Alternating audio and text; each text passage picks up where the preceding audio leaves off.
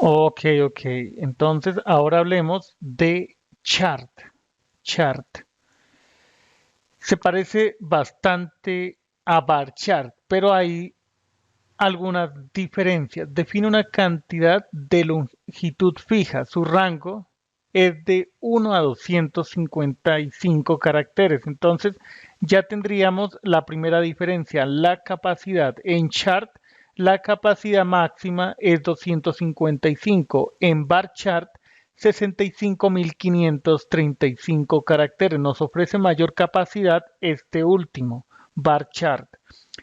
Si la cadena ingresada es menor a la longitud definida, por ejemplo, cargamos Juan en un campo que el tipo de datos sea char con longitud 10, almacena espacios en blanco a la derecha.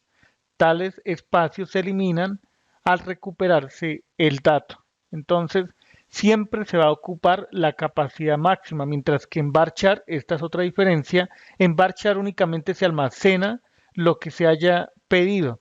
Si la capacidad es 10 y el nombre que ingresamos es Juan, únicamente se requiere para almacenamiento, la cantidad de memoria requerida serían los 4 caracteres. Ok. Ok, entonces ya reconocemos dos diferencias. Un chart de longitud 10 ocupa 10 bytes, pues al ser fija su longitud no necesita ese byte adicional donde guardar la longitud. Por ello, si la longitud es invariable, es conveniente utilizar el tipo chart. Caso contrario, el tipo bar chart. Siempre se va a ocupar la misma cantidad de memoria en el caso de chart. Entonces, cuando tenemos claro que se ocupa, que la mayoría de contenido textual ocupa hasta 10, hablando de 10 caracteres, entonces es preferible utilizar chart. Nuevamente, esa determinación, esa especificación se logra a partir del entendimiento del contexto de los datos, del problema que estemos resolviendo. Esa información nos la da el entorno.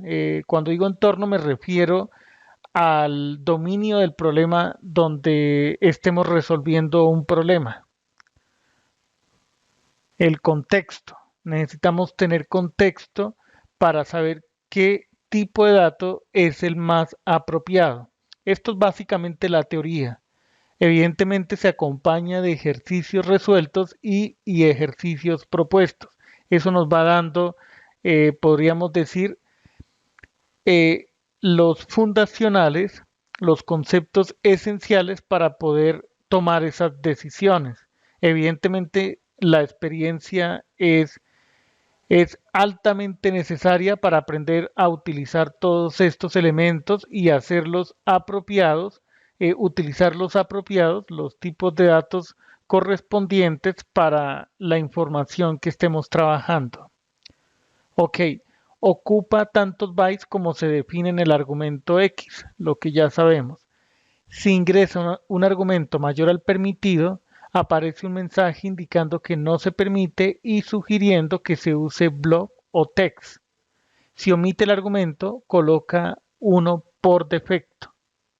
Ok, entonces esa sería la capacidad máxima, cuando no se indica entre paréntesis la capacidad, es decir, si nosotros indicamos, por ejemplo, un campo que se llame género para masculino, femenino, y dejamos chart, así, sin colocar entre paréntesis la capacidad de X, el tamaño, el argumento por defecto será 1, para que tengamos eso en cuenta. Muy bien, entonces hemos aprendido algo nuevo acerca del uso de chart, de los conceptos de ese tipo de datos.